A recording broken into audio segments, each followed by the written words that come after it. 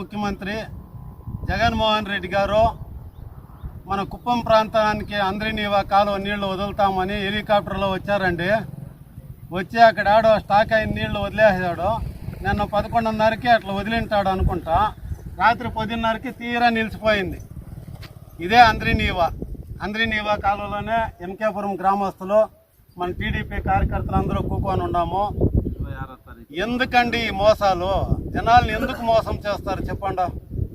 ఏమో చంద్రబాబు నాయుడు 88% పూర్తి చేశాడు, 400 కోట్లు ఖర్చు పెట్టి కాలువ కడితే 5 సంవత్సరాల నుండి 11% నిధులు విడుదల చేసే కాకుండా తెణుకలాడి లాస్ట్ మూమెంట్లో ఇంక ఎలక్షన్ కోడ్ వస్తూ ఉందని ప్రజల్ని యామారిద్దామని వచ్చి అంద్రినీవా కాలువ నీళ్లు వదిలేశారు.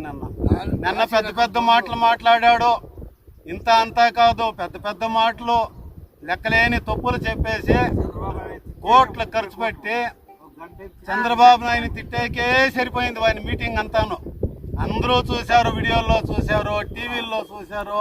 వాని అహంభావము, వాళ్ళు తప్పులు, వాళ్ళు మోసాలు అంతా నన్నంతా ప్రజలు తెలుసుకున్నారు. ఇబ్బంది ఏం లేదు. మీకు పోయే కాలం దగ్గరలో వచ్చేయండి. జగన్మోహన్ రెడ్డి గారు గుర్తుపెట్టుకోండి, ప్రజలను మోసం చేయొద్దండి. ప్రజలను మోసం చేసిన వాళ్ళు ఎవరు నిల్లేదు.